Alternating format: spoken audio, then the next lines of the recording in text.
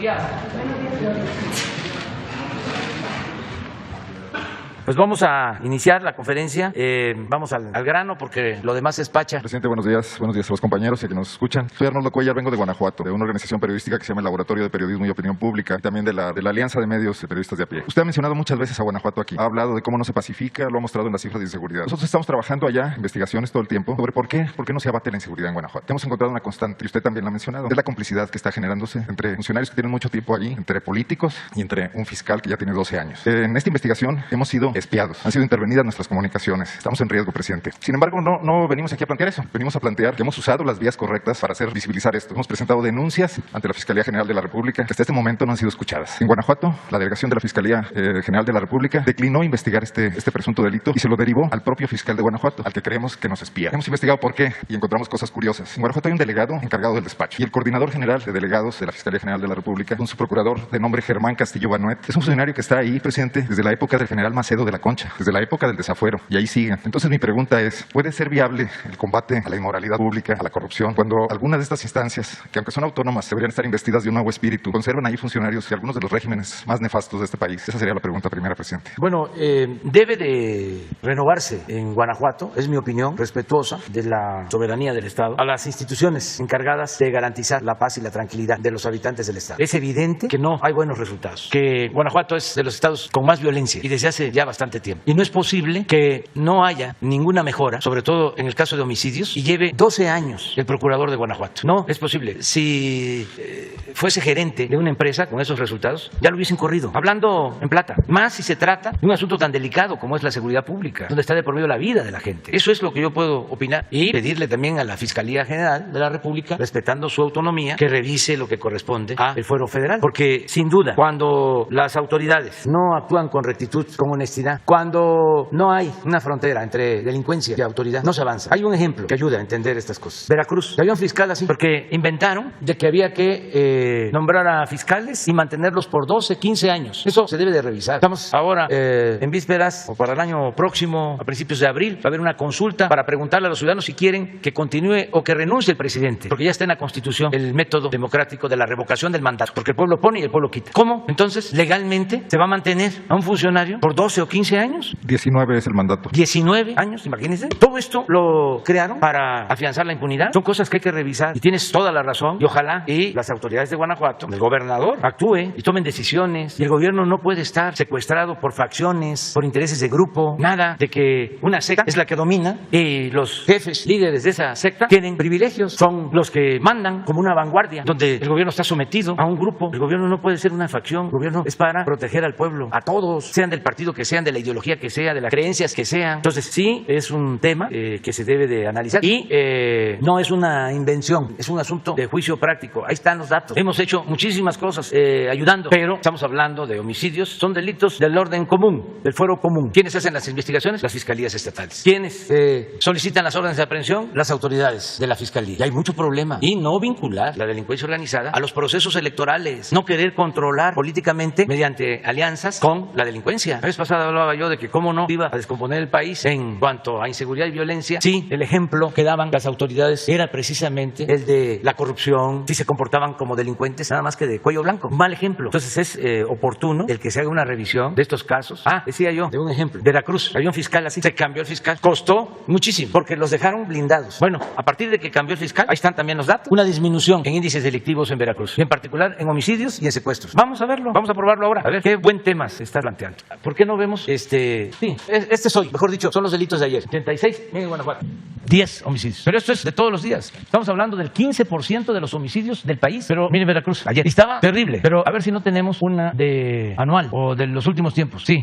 sobre homicidios del país. Un comparativo por estados. De los que presentaron, la gráfica que presentaron en la última evaluación de seguridad. A ver si tiene por estado. Este es Guanajuato. Y miren Veracruz. Y aquí se cambió al fiscal. Algo hay, como dicen en mi pueblo. Nosotros algo será. Lo tenemos muy claro, presidente. En el Laboratorio de Periodismo publicamos un reportaje. Samarripa tomó el cargo en 2009 con una tasa de 4 homicidios por cada 100,000 habitantes. habitantes. El año pasado Guanajuato cerró por arriba de los 70 homicidios por cada 100,000 habitantes durante su ejercicio. Pero trabajando esta información, sufrimos este espionaje. Yo le quiero mencionar otra cosa. Este espionaje se origina en Nuevo León. ¿Qué tienen en común Nuevo León y Guanajuato? Tienen la misma empresa que provee servicios de seguridad, que es Seguritech, una empresa que creció mucho el sexenio pasado. En Guanajuato le compraron un convenio de 3,000 millones de pesos para comprar cámaras y arcos carreteros que no sirvieron de mucho, visto los resultados. No solo los periodistas, los ciudadanos comunes y corrientes hoy están expuestos a que estas empresas también realicen lo que antes solo realizaban los gobiernos, el espionaje de comunicaciones privadas. Y no vemos que existe en el país una regulación de este tipo de prácticas. La Fiscalía General de la República tampoco ha avanzado en el tema de Pegasus, en parte porque suponemos que los mismos funcionarios que practicaron el espionaje siguen ahí y por tanto tampoco tenemos esperanza de que en los estados estas prácticas que se generalizan, que nos ponen a todos en riesgo, sean reguladas, sean perseguidas penalmente, pero sobre todo sean evitadas, que no se nos garantice, que se nos garantice la no repetición de estas prácticas. Este tema también se lo quería plantear, presidente. Sí, yo creo que el fiscal general de la República, Alejandro Hertz,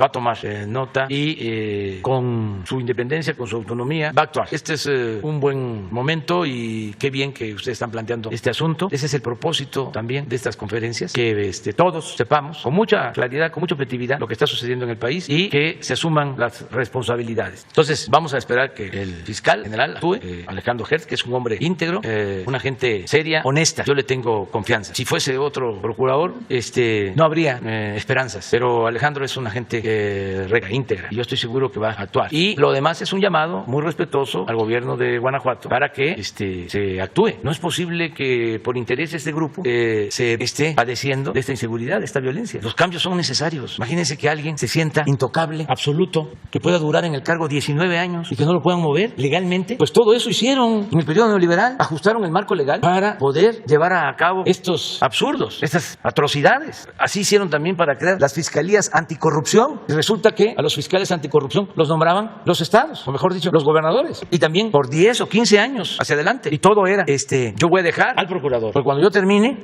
voy a tener que me cuide, que me proteja. O voy a nombrar al encargado del combate a la corrupción para que yo sea intocable. Por eso también debe de desaparecer el fuero. En general, son iniciativas que he enviado al Congreso y las han rechazado, porque se requieren 2/3 partes. Se requiere tener mayoría calificada. Solo aceptaron, en mi caso, para presidente. Ya el presidente no tiene fuero. Ya puede ser juzgado como cualquier otro ciudadano. Sin embargo, estoy enviando, mejor dicho, ya está en el Poder Legislativo, la ley reglamentaria. Porque si no, aunque esté en la Constitución, si no hay ley reglamentaria, no aplica. Y yo estoy pidiendo respetuosamente a los legisladores que ya aprueben la ley para que el presidente pueda ser juzgado igual que cualquier ciudadano por cualquier delito. Se acaban los fueros. En el caso del presidente, pero habíamos planteado para todos, porque de esa manera se acaban con los privilegios, con los fueros. Entonces vamos a seguir con este asunto que es muy interesante. Pero bienvenido y también todo el apoyo, toda la protección, todo lo que ustedes necesiten para seguir haciendo su trabajo de investigación con absoluta libertad.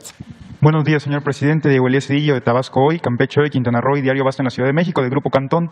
Señor presidente, los que tuvimos a bien acompañarlo en su gira por el estado de Tabasco, allá con sus paisanas y paisanos, su servidor en lo particular tuvo a bien platicar con mis paisanos a su vez, y estos me refirieron su preocupación por el Tren Maya. Aprovechando este tema, me gustaría plantearle algunos aspectos. En primer lugar, en su gira, ¿cuál sería el estatus o cuál sería la visión y el estado actual de la obra del Tren Maya que usted haya visto? Y en segunda instancia, las y los tabasqueños están preocupados porque se refirió que una parada del Tren Maya va a ser la refinería de Dos Bocas. En consecuencia, tengo entendido que esta obra iba a ser construida con recursos federales. A raíz de esto, el Tren Maya, bajo la jurisdicción de quién estaría, a pesar de lo que usted había comentado que lo iba a administrar el Estado, va a estar administrado por la Federación o por el gobierno del Estado. Y a su vez, presidente, si esta ruta del Tren Maya, puntualmente con Dos Bocas, va a poder ser usada para transportar y en todo caso exportar ya sea el cacao, la naranja, piña, el plátano, todas los commodities o todas las cuestiones que tiene el Estado para su comercio, ¿cuál sería esta razón, presidente? Gracias. Bueno, es muy buena pregunta.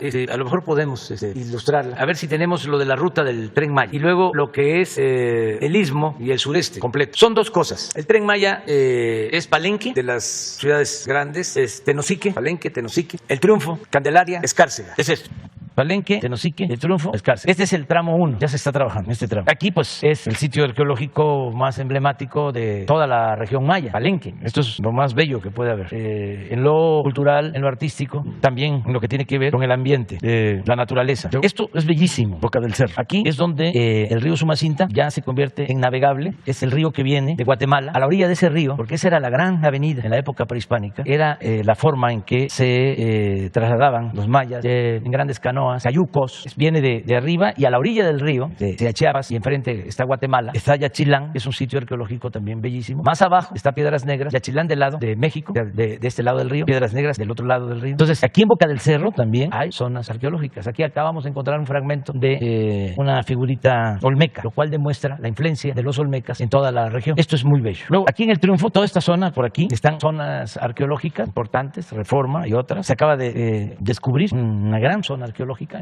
es decir, maya, que es Escárcega, es como un cruce de camino. Entonces, el tren se va a Campeche, aquí está Esda, otra gran ciudad. El concepto del tren es ciudades mayas, antiguas ciudades mayas y nuevas ciudades. Entonces, Campeche, pues una nueva ciudad, una de las ciudades más bellas del país, ciudad amurallada. Entonces, luego, pues a Calquiní, por ejemplo, y aquí está aproximadamente, aquí donde tengo mi mano, Uxmal, es otra gran ciudad maya. Mérida, una ciudad bellísima. Izamal, que es una ciudad maya. Hay en Izamal sitios arqueológicos importantes, pirámides y al mismo tiempo templos, conventos coloniales. Y luego Chichén Itzá, Valladolid, que es también una ciudad bellísima, antigua, capital de toda esta región de la península. Luego esta parada, Nuevo Escán, que lleva allá a la costa, a Holbox, que es un paraíso. Y luego Cancún, les decía de que este es un tramo aquí, ya están trabajando. Estos tramos están a cargo de Motangil. Este otro tramo está a cargo de Carso, ya están trabajando. Y este otro tramo está a cargo de Indi, hasta aquí, Izamal. Y todo esto está a cargo de Ica, es el tramo 4. Y luego aquí es Tulum, Cancún. Aquí el tren va a ir arriba. Es un viaducto, es una zona pues bellísima, es el mar Caribe, color turquesa. Llegan más de 10 millones de visitantes extranjeros a Cancún. Entonces, el propósito del tren también es que los que llegan acá, porque Cancún es lo más conocido en el mundo. Entonces, lo que queremos es que los que llegan acá puedan bajar por aquí y por acá, internarlos a todo lo que es la región maya. Aquí, como está tan lleno el aeropuerto de Cancún, se va a iniciar ya la construcción de un nuevo aeropuerto aquí en Tulum, con capacidad para recibir 4 millones de turistas. El aeropuerto. Es muy importante este tramo, porque lo que se ha desarrollado en los últimos 30 años ha sido esto, nada más, de todo el sureste, Cancún, ni siquiera el sur de Quintana Roo, que quedó en el abandono, y todo lo demás. Entonces, ahora es bajar al sur, como diría Serrat, el sur también existe. Entonces, aquí es bajar a Felipe Carrillo Puerto, es el corazón de la zona maya, antes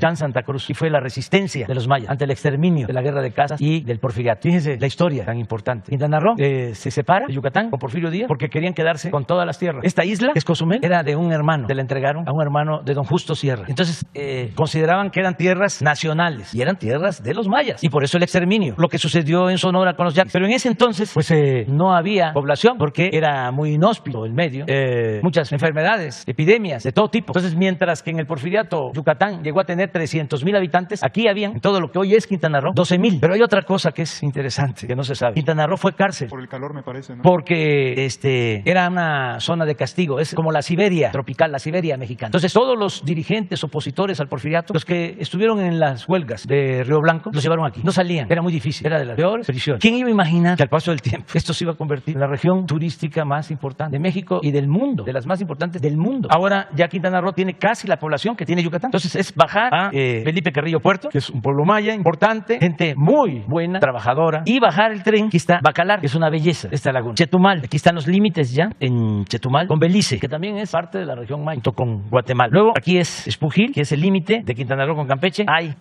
una disputa por este territorio, por esta franja, que van a resolver los de la Suprema Corte de Justicia entre los estados. Afortunadamente va bien y se respetan los límites actuales. Espujil es una población importante que es la cabecera municipal de Calakmul. Aquí está Calakmul, este es Calakmul. Esta es una belleza arqueológica. En línea recta está Tikal, Guatemala. Entonces, es del mismo tiempo. Aquí en la raya de Guatemala con México, del lado de Guatemala hay otra zona que se llama el Mirador. Bueno, el tren lo que busca es, esto es una zona natural protegida. Entonces, cuidando la zona natural protegida, se va a poder llegar a Calakmul. Aquí hay venados y armadillos y pavos reales y pájaros. Esto es una belleza, otro paraíso. Y la zona muy importante, porque tiene antecedentes como Teotihuacán, que se fue haciendo por etapas, por épocas. Abajo hay una pirámide más antigua, luego construyeron otra. Aquí hay una abajo del siglo III antes de Cristo, muy en el periodo olmeca o el periodo temprano maya, y la cubrieron con otra pirámide. Bueno, lo que hay abajo son murales, afortunadamente no intervenidos y bien cuidados. Los mismos mayas de la época del clásico maya protegieron lo que venía de atrás. Entonces, hay unas pinturas bellísimas de artistas. Está pintado un mercado maya. Ahora no se puede ir, está cerrado y lo tenemos que cuidar bien, que esto es único, es un tesoro. Bueno, seguimos y aquí encontramos de nuevo Escárcega. Estos son 1,500 kilómetros. Este tren lo queremos terminar para finales del 23. Por eso estamos trabajando con todo. Afortunadamente aprovecho para agradecerle mucho a las comunidades, porque aun cuando no haya afectaciones porque se utiliza el derecho de vía. Acuérdense que existía el ferrocarril del sureste, todo esto de aquí, Palenque hasta Valladolid. Lo nuevo es esto, pero va por la carretera, el tren. Incluso aquí de Cancún, les decía, a Tulum, que hay mucho tráfico, va arriba, como un segundo piso. Va a ser un tren moderno, turístico, panorámico. Va a estar viéndose la selva verde y en el fondo el mar Caribe. Entonces, este es un proyecto, llega hasta aquí. Luego, a ver si me pones nada más el sureste. De Palenque, eso es. Este es el otro. Aquí está Palenque. Hasta aquí llega el mar. Este ya existía. Todo esto ya existía. Es el tren del Istmo y es el tren de Ixtepec a Tapachula, a la frontera de Guatemala. Pero está abandonado. Acuérdense que privatizaron todos los trenes. Se acabaron los trenes de pasajeros. Eso se los debemos a los genios, los tecnócratas y a la corrupción, porque privatizaron todos los trenes, se acabaron los trenes de pasajeros que había. Entonces, todo esto quedó en el abandono. Afortunadamente, como a los neoliberales ni siquiera les interesaba el sureste, por suerte, dejaron esto sin privatizar. De aquí para el norte, más de 20,000 kilómetros de vías férreas privatizadas. 2 grandes empresas extranjeras. Una de esas empresas se llevó a trabajar de asesor al expresidente Zedillo, que fue el que llevó a cabo la privatización de los ferrocarriles. Tengo que repetir y repetir. Yo no soy escritor. Los escritores no deben de repetirse, pero un dirigente sí tiene que repetir y repetir, porque es una labor pedagógica y me interesa que los jóvenes tengan toda la información, todos los antecedentes y que también el pueblo sepa, porque hay muchos que desconocen estas realidades, porque se les ocultaron durante el periodo neoliberal. Los medios no hicieron su trabajo para informarle al pueblo. Ayer lo decía yo, nos tenían volteando a ver para otro lado mientras saqueaban y nadie gritaba, nos roban, nos están saqueando. Y se llevó a cabo el saqueo en el periodo neoliberal más grande en la historia de México y nosotros viendo para otro lado. No se mencionaba ni en la academia, ni en las universidades, mucho menos en el gobierno, en el poder legislativo, en el poder judicial. El tema de corrupción, no existía la corrupción. Bueno, tan es así que no era delito grave, pero lo más importante de todo es que el principal problema de México, la corrupción, no estaba en la agenda. Nos tenían bien manipulados, al grado que todavía hay quienes defienden eso. Lo más grave no es que existan saqueadores, lo más grave es que exista tanta gente defendiendo a saqueadores. Increíble. Bueno, regresando, el segundo programa es Palenque, Coatzacoalcos. Este es el del Istmo, Salina Cruz. Aquí son 300 kilómetros y aquí lo que queremos es que se convierta en un canal de Panamá por tierra para unir al Pacífico con el Atlántico, sobre todo con la costa este de Estados Unidos. Esto tiene ventajas con relación al canal de Panamá. Ventaja de que puede significar menos distancia para pasar de un océano a otro. Entonces estamos rehabilitando este puerto, estamos rehabilitando el de Coatzacoalcos, se está modernizando esta vía. Aquí van a ver, ya se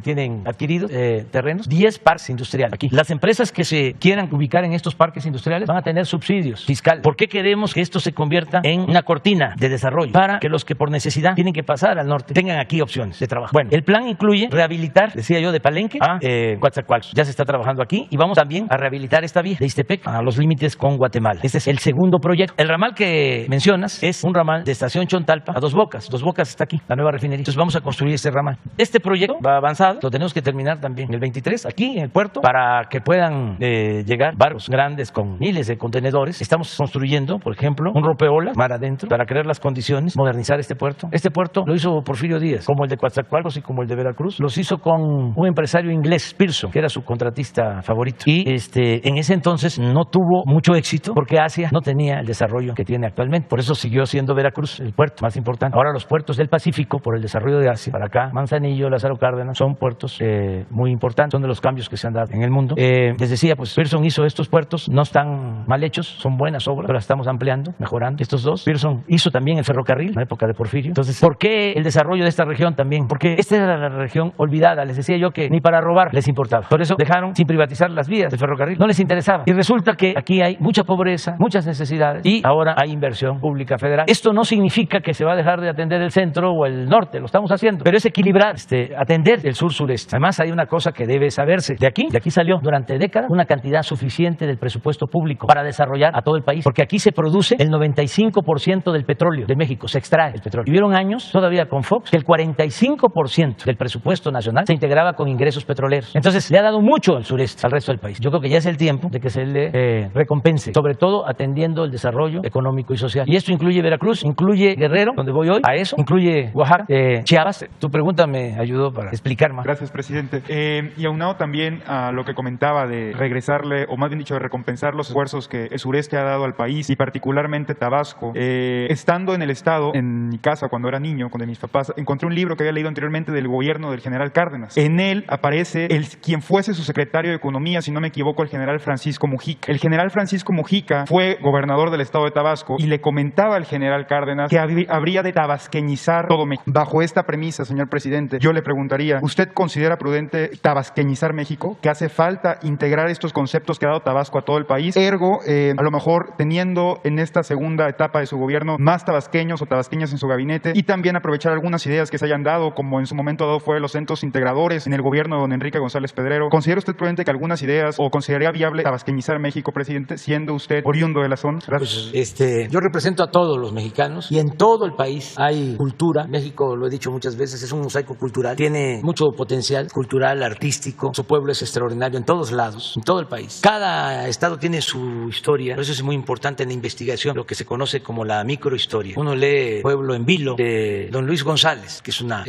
historia de su pueblo, San José de Gracia, Michoacán, y aún tratándose de la historia de un pueblo, es toda una cosa bellísima ese libro. Pero lo mismo pasa con Chihuahua, todas sus historias. Nada más estudiar a Orozco, que fue durante mucho tiempo un hombre consecuente, revolucionario, y luego cambió por estudiar a Luis Terrazas de Chihuahua, que se decía que Terrazas no era de Chihuahua, sino Chihuahua de Terrazas. Villa, hay un libro que se llama, creo que La sangre al río, sobre Parral, la historia de una familia de Chihuahua que enfrenta a Villa, que es un buen libro, un buen escritor, familia de los Herrera, de Maclovio Herrera, es la familia que enfrenta a Villa, pero el libro es extraordinario. Ahora que estuvimos en Torreón, hay un libro se llama La Casa del Sufrimiento Ajeno o algo así, sobre Torreón y en especial sobre la represión a los migrantes chinos cuando la revolución. Es un buen escritor, también historia regional, y así hay muchos en todo el país. Entonces, cada pueblo, somos muchos Méxicos, todos con cultura. Acabamos de estar en Jerez para conmemorar La Casa del Dolor Ajeno. Sí, La Casa del Dolor Ajeno, es un muy buen escritor. Decía que estuvimos en Jerez recordando a Ramón López Velarde. En todos lados, todos recorrer México. El pueblo de Jalisco, donde nació Huerta, Colotlán. Les platico una anécdota. Un día llego ahí y se trata de Huerta. Ustedes saben qué significó. Yo soy maderista. Entonces, ahí en la plaza empiezo a hablar de la necesidad del cambio, cuando estábamos en oposición. Entonces, un señor me dice, ¿y qué opina de Huerta en su pueblo? Entonces, como ya conozco yo a la gente, la idiosincrasia de los pueblos, pues fui cuidadoso. Pero ahí tienen una idea distinta de Huerta en su pueblo. Entonces, ese es México. La frase del general Mújica se aplica porque a él lo mandan siendo michoacano. Es un revolucionario intachable. Es al que más admiro de los revolucionarios. Entonces, lo mandan porque los revolucionarios en Tabasco estaban enfrentando, como suele pasar en todos los movimientos que hay. Bueno, la Revolución Mexicana terminó en enfrentamiento en las mismas filas del movimiento revolucionario. Se dividen Carranza por un lado, Obregón por otro, o Carranza y Obregón juntos, y Villa en otro, Zapata en otro. Zapata, por ejemplo, cuando el plan de Ayala se lanza en contra de Madero y reconoce a Orozco, a Pascual Orozco, que luego termina muy mal. Pero bueno, hay siempre, ¿no?, estas confrontaciones en la historia. Y en Tabasco, pues los mismos revolucionarios estaban enfrentados, habían asesinado al gobernador revolucionario y va a poner orden el general Mújica y gobierna Tabasco como un año y encuentra las arcas vacías y gobierna también, que cuando termina su misión, más de todo lo que hizo, bueno, fue el que dotó al primer ejido de Tabasco, una isla que se llama El Chinal, entregó la isla que estaba en manos de una empresa extranjera, la habían despojado a campesinos y fueron a ver al general, fíjense qué historia, fueron a ver al general Mújica y el general Mújica le restituyó la tierra a los campesinos, la isla, El Chinal, en Jonuta. Entonces los dueños de la empresa vienen a ver al presidente Carranza y el presidente Carranza le ordena al gobernador de Tabasco, Francisco J. Mújica, que le devuelva la tierra a la empresa extranjera y le contesta el general Mújica de que no y lo fundamenta. ¿Por qué se había hecho la revolución? ¿Para qué se había luchado? Ya se había expedido la ley agraria de enero de 1915. Pero al final de la carta le dice, si usted considera que se le debe devolver la tierra a esta caudalada compañía en contra de sus dueños originarios, los campesinos, le pido de manera amable que piense en nombrar a otra persona porque yo renuncio al gobierno. Hay una frase bellísima, dice, porque mi honestidad es lo que estimo más importante en mi vida. Y ahí va la carta. Pues ya no pudo Carranza y se quedó la Mújica. Pero lo interesante de esto es que termina el gobierno y deja dinero en la caja. Entonces, en su informe dice cómo lo hicimos. Dice, con un manejo honrado del presupuesto y con pequeñas reformas. Entonces, ¿qué es el gobierno? ¿Qué es un buen gobierno? Es manejar el presupuesto con honradez. Entonces, y el general Mújica fue el que dijo, hay que tabasqueñizar a México. Y después el general Cárdenas, ya estoy presumiendo, ¿no?, dijo, Tabasco, laboratorio de la revolución. Y yo tengo el orgullo, también permítanme presumirlo, de que en mi estado no tiene fuerza política el conservadurismo. El Partido Conservador en la pasada elección, en la elección estatal para diputados, obtuvo el 1.5%. Así es Tabasco y no como lo pintan. Gracias, presidente. Perdón por romper un poco el tono histórico, anecdotario del país. Yo le quiero agradecer la apertura y sobre todo pues que se cumpla esto que usted habló del derecho de réplica.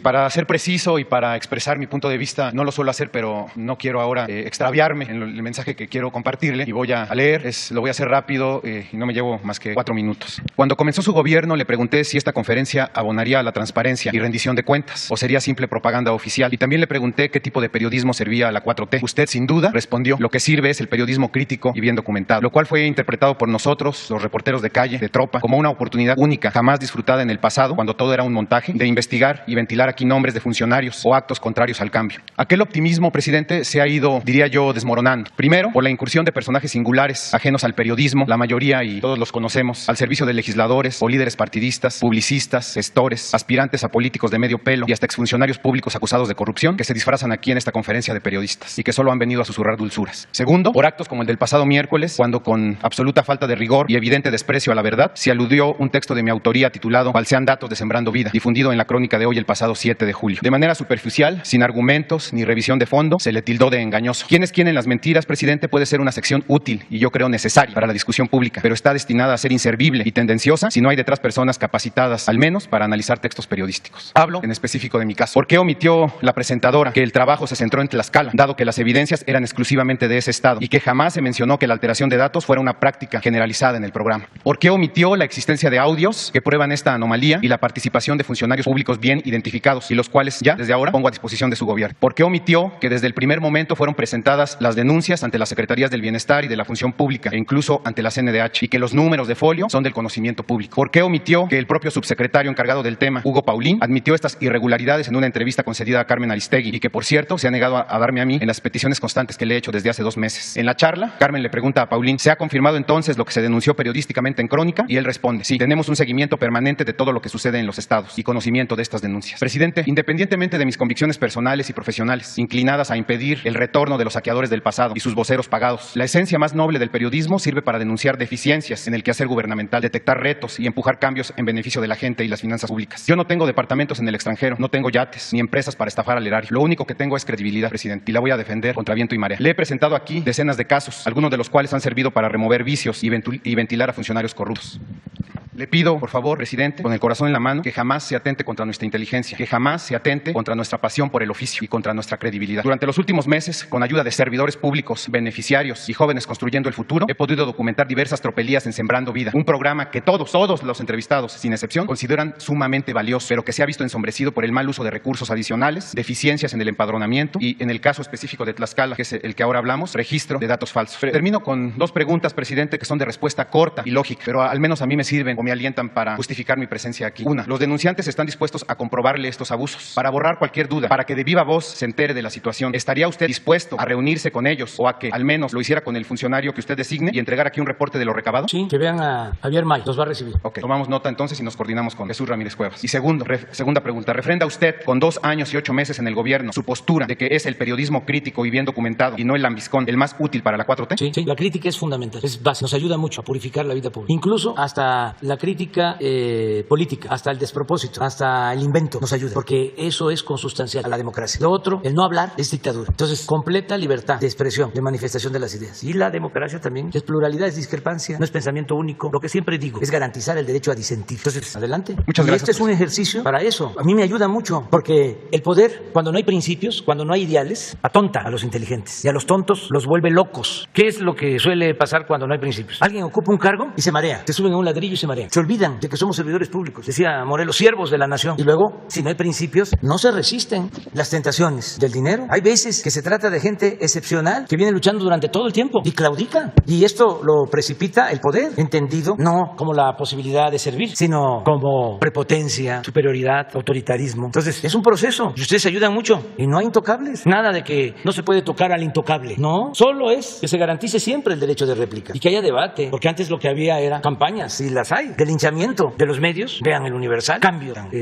radical, un gran viraje de ser un medio oficial, oficioso, subordinado por completo al gobierno, al poder, de repente se convierte en un periódico por entero opositor al gobierno. Pero no importa, ojalá y sea auténtico, que no sea por dinero. Necesitamos a opositores, es necesaria la oposición, pero no a traficantes del derecho de prensa, de la libertad de prensa, o quienes trafican con la libertad de expresión. O sea, usan la libertad de expresión para negociar. Ese es un periodismo mafioso, pero la crítica es importantísima. Y la transparencia, que es otra regla de oro de la democracia, y aquí siempre van a haber espacios. A mí, presidente, a Daniel Blancas, su servidor, estas palabras pues son lo que lo alientan a seguir el trabajo periodístico. Muchas gracias. Sí, y no dejen de venir todos, y también recuerden una cosa, no perdamos de vista, tenemos a un auditorio. Ahora es como si nos están viendo, como si nada más en en las redes que tienen que ver con nosotros, con el presidente, son como 2 zócalos llenos. Así son las mañaneras. Y además de otros medios, entonces a mí me ayuda mucho porque primero no nos encerramos, no estamos nada más escuchándonos a nosotros mismos. Por sí yo salgo y estoy escuchando siempre a la gente, pero ayuda. Segundo, me sirve para tomar acuerdos y que los servidores públicos estén atentos. Tercero, me interesa mucho el debate, mucho. Y por si fuese poco, garantizamos el derecho del pueblo a la información, que la gente tenga información y que no lo que se dice aquí es ya la verdad absoluta, irrefutable. No, hay muchas formas de hacerse de información para tener un criterio sobre lo que sucede y ser independientes. Pero esto es la forma también de que nosotros explicamos el porqué de las cosas. Ahora que estaba explicando el Tren Maya, fíjense lo que son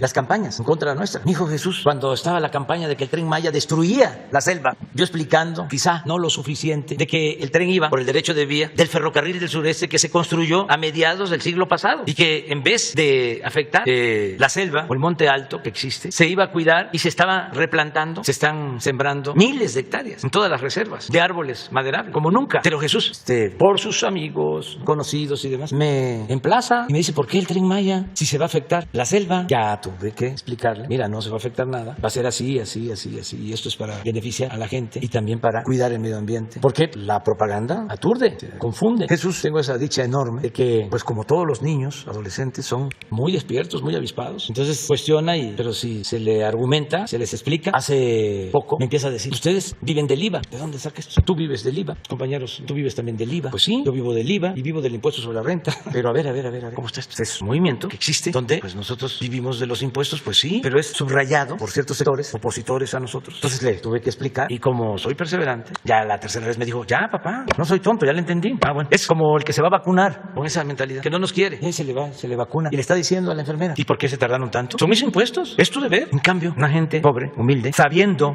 de que es su presupuesto, se le pone la vacuna y dice, muchas gracias. Es un poco lo que veíamos y es lo que está en la profundidad de este debate, lo que hablábamos de un defensor de derechos humanos que insulta a un funcionario de la Embajada de Cuba de derechos humanos y le dice 2 cosas que no puedo repetir, pero se puede pensar, ¿es él? No, él ni se dio cuenta, lo ven normal, es una formación y el asunto es que no es solo él, es un sector que tiene esa mentalidad clasista, racista, que antes se escondía con la hipocresía y ahora, como están brotando las pasiones, sale. Pero qué bueno, porque no podemos estar metiendo la basura debajo de la alfombra. No, vamos a sincerarnos, fuera máscaras, porque al final de cuentas eso es lo más importante de todo, el cambio de mentalidad. Y cuando menos que nos demos cuenta, hay gente que piensa de que robar es lo más natural, el que no roba es un tonto. Tiene eso, aprovecha, ahora que tienes oportunidad, no seas tonto. Es una mentalidad, afortunadamente, no pudo destruir toda la reserva de valores culturales que hay en nuestro pueblo, la honestidad que hay en nuestro pueblo. Pero sí, creció mucho esa nube negra durante el periodo neoliberal, mucho. Entonces, el cambio de mentalidad, repito, es lo más importante de todo. Y es una especie de enajenación que se instaló en donde cuánto tienes, cuánto vales. Y los principios y los ideales, eso, como decía el alazán tostado, la moral es un árbol que da moras y que sirve para... Pues eso creció mucho. Entonces tenemos que debatir sobre eso. Es muy importante. Sin odios, sin rencores, sin confrontación, sin violencia. Nada más, el puro debate. Esto que yo decía, ¿cómo es posible que no solo existan corruptos, sino que tengan una base de apoyo muy grande? Yo estoy de acuerdo que el que se beneficia de la corrupción, claro que no estoy de acuerdo,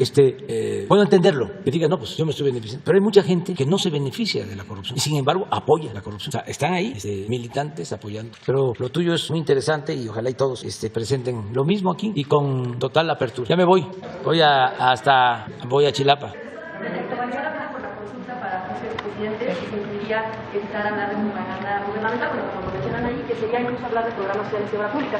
La gira que tienen ustedes es precisamente sobre temas de programas sociales y ayer inició la veda por el tema de la consulta para juicio de residentes. Algunos estados, incluso algunos legisladores están cancelando sus eventos precisamente porque pues tal vez se les pasó algo y para evitar hablar de estos temas. El gobierno federal estaría... No voy a hablar yo de eso. Incluyendo programas sociales. No, pero eso es una evaluación interna. ¿Pero qué tiene que ver los programas sociales con eso? Pues lo de la veda electoral, la veda que inicia a partir de para la consulta, incluiría en todo caso justo hablar de acciones de gobierno, de obra pública, y por eso algunos estados están cancelando sus agendas para evitar incurrir en alguna irregularidad o ser sancionados. No sé si ustedes... No sé, no sabía yo. ¿A partir de? De la consulta yo no voy a hablar. Pero de acciones de gobierno tampoco.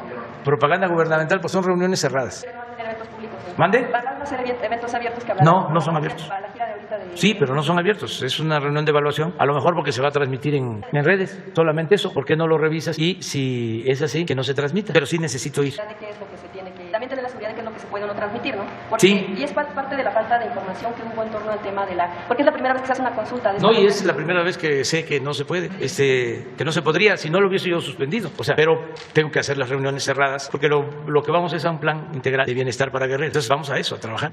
Y vamos a inaugurar cuarteles de la Guardia Nacional y un libramiento, pero lo hacemos cerrado completamente. La voz de las redes comunitarias. Sí.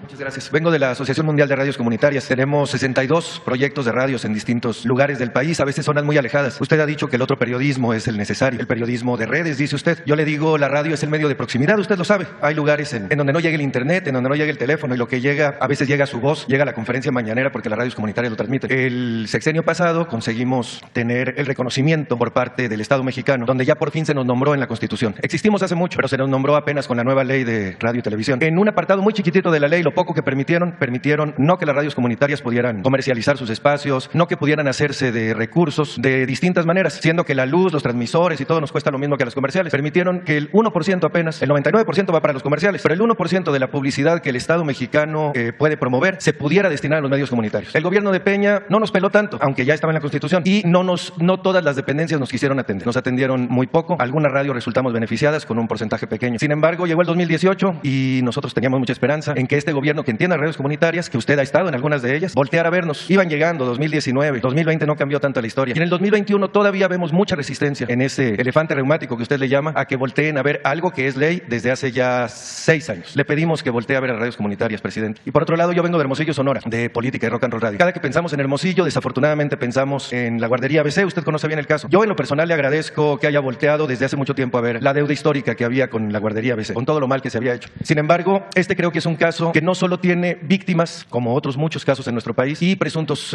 culpables. La justicia se puede hacer de muchas maneras. Y en este caso hay un eslabón que creo que se le ha escapado al Estado mexicano. Hay héroes, hombres, mujeres algunas, pero sobre todo unos muchachos que estaban en el camellón ahí enseguida de la gasolinera, que cuando vieron las llamas se metieron corriendo arriesgando sus vidas. Juan, uno de ellos, el Cayetano, así le dicen, se metió, rescató muchos niños, salió con los brazos ardiendo de cargar pues el terror. Hay muchas historias ahí atrás, el negro, bueno, miles. Juan, el que le digo, el Cayetano, tenía una hernia que no le permitía desarrollar bien su labor de albañil. Esa hernia no se la pudo operar en años, porque no tiene seguridad social, porque no tiene empleo, porque trabaja de ayudante de albañil, de peón. Un grupo de ciudadanos se reunieron y le pagaron la operación. A mí me dio mucho gusto cuando el Cayetano se operó, pero me dio también mucho coraje, porque yo creo que el Cayetano y el negro y todos ellos tendrían que tener, si no una pensión, por lo menos un reconocimiento que tuviera que ver con que su seguridad social, que ellos pudieran ir al hospital y no les costara. Ellos son héroes, presidente. Salvaron la vida de decenas de niñas y niños, y el Estado mexicano no les ha respondido. Muy bien. Mira, lo de las radios comunitarias, pues desde luego, todo lo que podamos hacer, yo creo que ya se está apoyando, pero que tengas más información sobre lo que está haciendo el gobierno. Es algo que está muy cercano a nosotros.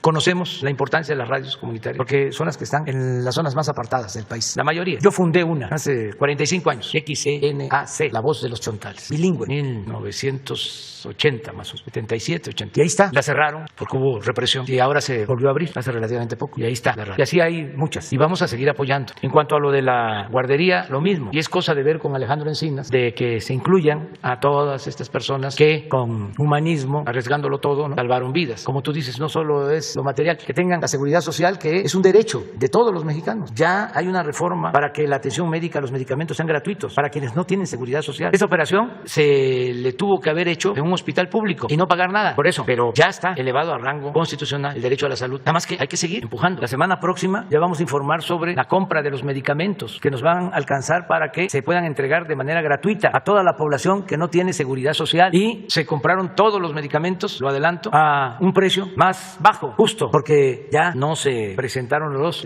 problemas de corrupción en la compra de las medicinas, y esto hace que el presupuesto pues nos rinda y alcance para que todos tengamos las medicinas y nos atiendan. El que tenga seguro pues va al ISSSTE, va al IMSS, pero la mitad de la población no tiene seguridad social y ya se está garantizando el derecho a la salud. Entonces vamos a seguir con esto. Me tengo que ir. A ver.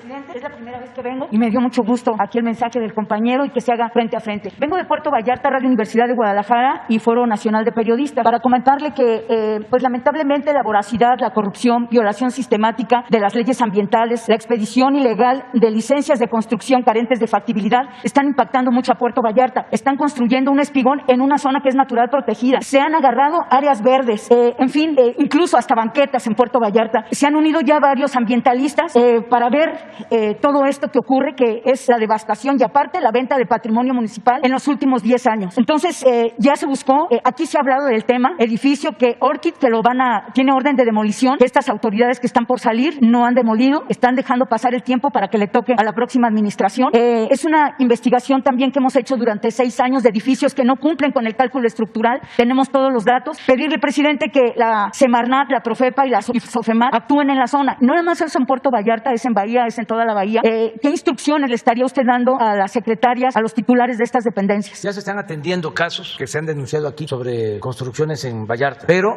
entréganos los otros temas pendientes y ayúdanos estableciendo comunicación con la secretaria María Luisa Medio Albores. Ambiente, de María Luisa Perfecto. Albores. Y una última ya es la de seguridad. Presidente, aquí se ha hablado mucho del tema. En Puerto Vallarta tenemos 9 años, casi 10, de que todos los que han estado al frente como comisarios de seguridad no han cumplido los exámenes de control y confianza. El último, por notas periodísticas, por estarlo diciendo a través de la radio, estuvo prácticamente amparado 3 años, derivado de los crímenes que se dieron del exgobernador Jorge Aristóteles Sandoval, de Felipe Tomé, y todo lo que ya se ha dicho, lo separan del cargo, porque fueron las notas los que obligaron a esto. Se hizo un convenio en donde la Marina entró a resguardar la seguridad de Puerto Vallarta. Estaba trabajando muy bien un capitán de navío de nombre Fernando Viveros, estuvo 1 mes y medio, estaba haciendo un excelente trabajo, lo separan y ahorita está un interino. Entonces me pregunto, si así está en Puerto Vallarta, un municipio, si esto lo replicamos, pues también nos damos cuenta por qué la situación de seguridad está como está en el país. Esperamos que la próxima administración, que por cierto, en Puerto Vallarta, a diferencia de todo el estado de Jalisco, optaron por el Movimiento de Regeneración Nacional, el 5º Distrito, Diputación Federal, Local y Presidencia Municipal. Bueno, entonces, vamos a estar pendientes. esperamos que todo lo que se dice, la filosofía permee entonces en materia de seguridad, de medio ambiente. Hay situaciones también que tienen que ver con el quebranto financiero, pero me pongo de acuerdo aquí Con Jesús. Muchas gracias. Y con los secretarios o secretarias que tengan que ver con lo que estás planteando. Gracias. Ya que estás allá. Y felicidades por lo que hacen. Muchas gracias. Porque hacer periodismo en regiones de los estados y hacer un periodismo crítico de denuncia implica riesgos. Y ustedes son muy valientes y tienen siempre la protección de nosotros. Muchas gracias. Sí, son admirables por eso. Gracias, presidente. Me voy. Adiós.